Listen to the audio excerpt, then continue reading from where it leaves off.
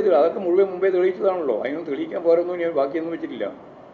അതല്ല അവർ തമ്മിലുള്ളതാണല്ലോ പ്രശ്നം. അവർ തമ്മിലായാലും പ്രശ്നമില്ലല്ലോ. ഒന്നും രണ്ടെങ്കിലല്ലേ തെളിയിക്കേണ്ട കാര്യമെല്ലാം പുറപ്പെടേണ്ട കാര്യമുള്ളൂ.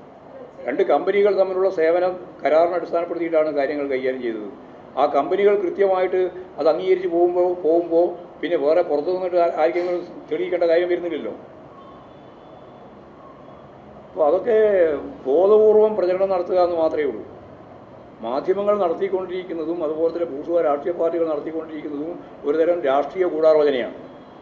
ആ ഗൂഢാലോചന ശക്തിപ്പെടുത്താൻ വേണ്ടിയിട്ടുള്ള ഓരോരോ വാർത്തകൾ ഇനിയും വരാൻ സാധ്യതയുള്ള നിരവധി വാർത്തകളുടെ ഭാഗമായിട്ട് അതൊക്കെ ഇനിയും വന്നുകൊണ്ടിരിക്കും. അതിലൊന്നും ഭയപ്പെടുന്ന ഒരു പാർട്ടിയോ പ്രസ്ഥാനമോ അല്ല ഞങ്ങൾക്കിത് ഒറ്റ കാര്യവുള്ളൂ. രാഷ്ട്രീയമായിട്ട് മുഖ്യമന്ത്രിയെയും മുഖ്യമന്ത്രി ഉൾക്കൊള്ളുന്ന പാർട്ടിയെയും പാർട്ടിയുടെ നേതൃത്വത്തിനുള്ള ഇടതുപക്ഷ ജനാധിപത്യ മുന്നണിയെയും അസ്ഥിരീകരിക്കാൻ നടത്തുന്ന ഒരു ശ്രമത്തെയും ഒരിഞ്ച് വിട്ടുകൊടുക്കാൻ ഞങ്ങൾ ഉദ്ദേശിക്കുന്നില്ല. അതിനെ രാഷ്ട്രീയമായിട്ട് തന്നെയാണ് നേരിടുക. രാഷ്ട്രീയത്തിൻ്റെ അപ്പുറത്ത് ഇതിൻ്റെ അകത്ത് വേറെ ഒന്നും തന്നെയില്ല. ഇതാ പ്രശ്നം.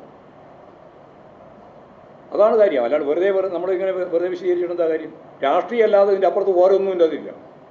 1.72 കോടി റുപ്യ അവരെങ്ങനെയാണ് കൈമാറിയത്? അത് ബാങ്ക് അടിസ്ഥാനത്തിലാണ്, ആവശ്യമായ നികുതി ഉൾപ്പെടെ കൊടുത്തുകൊണ്ടാണ് എന്നെല്ലാം പുറത്തു വന്നതിന് ശേഷം അവിടെ അവസാനിക്കേണ്ട കാര്യം വലിച്ചഴച്ച് കൊണ്ടുവരുന്നത് രാഷ്ട്രീയമായ ഉദ്ദേശം കൊണ്ട് മാത്രമാണ്. അത് ഇതിപ്പോൾ ഇത്രയല്ലേ ഉള്ളൂ. 1.72 കോടിയല്ലേ ഉള്ളൂ. നേരത്തെ അത് കോടിക്കണക്കിന്, അത്രയോ 1000 കണക്കിന് കോടിയായിരുന്നല്ലോ പറഞ്ഞുകൊണ്ടിരുന്നത്. ചെമ്പിൽ സ്വർണം കടത്തിയതും അതുപോലെ തന്നെ കള്ളക്കടത്തിൻ്റെ ഭാഗമായിട്ട് വന്ന സ്വർണ്ണ കള്ളക്കടത്ത് ഉൾപ്പെടെ എല്ലാം ആവിയായി പോയല്ലോ. ആർക്കും ഒരു ബേജാറില്ലല്ലോ. ഇപ്പോൾ എവിടെയാണ് അതുള്ളത്? ആ കേസ് എവിടെയാണുള്ളത്? ആ കേസിൻ്റെ ഭാഗമായിട്ട് ആരെയാണ് അതിൻ്റെ ഭാഗമായിട്ട് കൈകാര്യം ചെയ്തത്? അപ്പോൾ നിങ്ങൾ ഓരോന്നോരോന്ന് ആവശ്യം വരുമ്പോൾ, പ്രത്യേകിച്ച് തിരഞ്ഞെടുപ്പ് വരുമ്പോൾ ഓരോന്നോരോന്ന് കൊണ്ടുവരികയാണ്. ആ കൊണ്ടുവരുന്നതിനെ ഉപയോഗപ്പെടുത്തിയിട്ട് ഗവൺമെൻറ്റിനെയും പാർട്ടിയെയും തകർക്കാൻ കഴിയുമെന്നുള്ള ഒരു തെറ്റിദ്ധാരണ നിങ്ങൾക്ക് വേണ്ട. കഴിഞ്ഞ പ്രാവശ്യം ചെയ്തത് നിങ്ങൾ നോക്കി നടന്നിട്ടില്ല. ഇനി ഈ പ്രാവശ്യം ഒട്ടും നടക്കില്ല. അത്രയേ ഉള്ളൂ.